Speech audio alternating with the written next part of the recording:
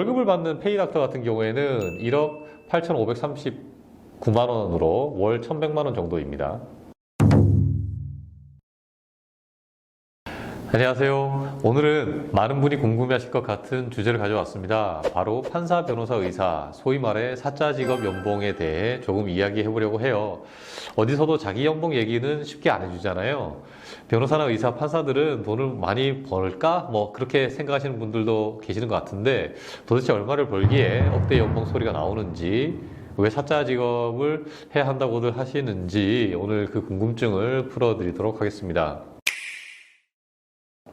제일 먼저 변호사입니다. 변호사는 소득 편차가 심한 편입니다. 김앤장이나 태평양처럼 대형 로펌에 입사한 변호사는 연간 세전 1억 원에서 1억 5천 가량의 연봉을 받는다고 알려져 있는데요. 한 달에 세후 700만 원에서 900만 원 정도를 받는 거죠. 2년차부터 이제 연차가 쌓일 때마다 연봉이 상승하고 파트너급으로 오르게 되면 약 3억 원의 연봉을 받는 것으로 아는데요. 월 1,500만 원 정도를 받는 셈입니다.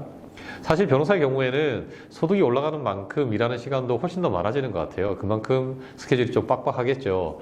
다 그런 것은 아니지만 1년에 쉬는 날이 거의 없이 일할 수밖에 없는 구조이기도 합니다. 이게 돈이냐 시간이냐 사람마다 선택의 기준은 다를 것 같네요. 변호사 연봉은 고용 변호사냐 파트너 변호사냐에 따라서도 좀 많이 다르기는 해요. 고용 변호사를 기준으로 보면 사실 연봉 1억 원을 받는 것은 쉽지 않습니다. 4대, 6대 대형 로펌에 취직하면 세전 1억 원에서 1억 5천만 원 정도를 받는 편이고, 중소규모의 로펌에 취직하면 연봉이 세전 한 8천만 원 수준이 되는데요.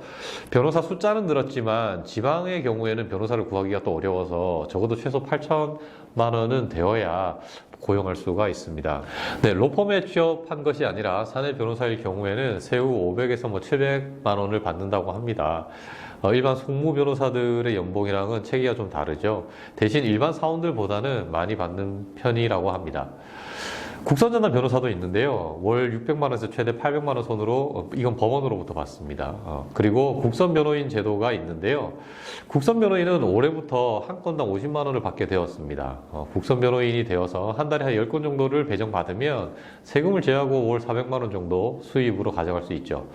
다 그런 것은 아닙니다만 상대적으로 국선 사건은 결과에 대한 부담이 적은 편이라 선호하시는 변호사님들도 제법 계시는 것 같습니다.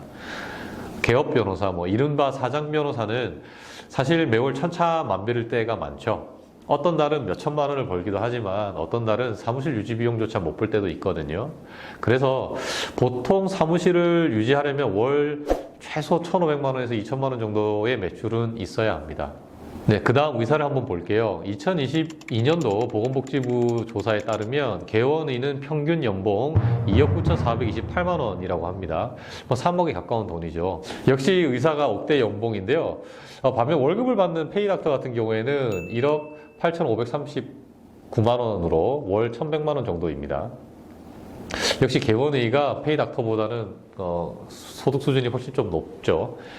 인턴 및 레지던트도 연봉으로만 보면 5천만 원이 훨씬 넘습니다. 인턴은 세후 363만 원 정도인데요. 레지던트가 되면 평균적으로 세후 370에서 380만 원 정도를 받는다고 하네요. 네, 연차에 따른 연봉의 차이는 큰 편이 아니고요. 마지막으로 판사 연봉을 알아볼게요. 일단 판사의 보수는 법률 규칙으로 정해놨습니다. 이 법관의 보수에 관한 법률, 법관의 보수에 관한 규칙이라는 게 있거든요. 2023년 기준으로 보면 판사 월급은 대법원장이 월 1,242만 원, 대법관이 880만 원 정도입니다.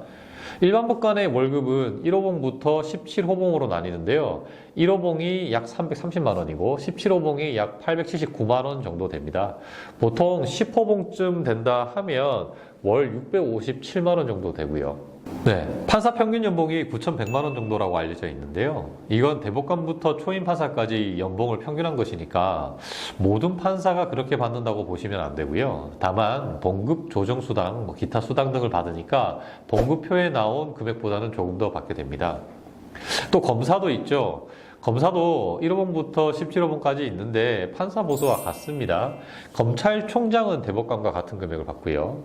다만 여러 가지 명목의 수당이나 활동비를 받는 것으로 알려져 있어서 실제 매월 평균 받는 돈은 그보다는 더 많을 수는 있습니다.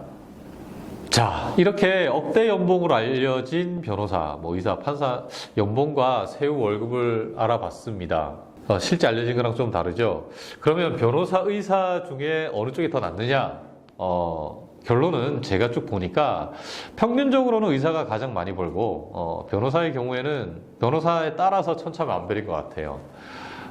돈을 많이 버니까 부럽다라고 생각하실 수도 있는데, 사실 그만큼 사생활을 보낼 시간이 없기도 하고, 또 이 업계들만의 고충도 있는 것 같습니다.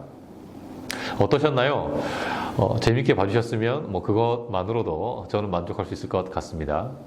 다음에도 재밌는 주제를 가져오겠습니다. 구독, 좋아요, 응원 부탁드릴게요. 감사합니다.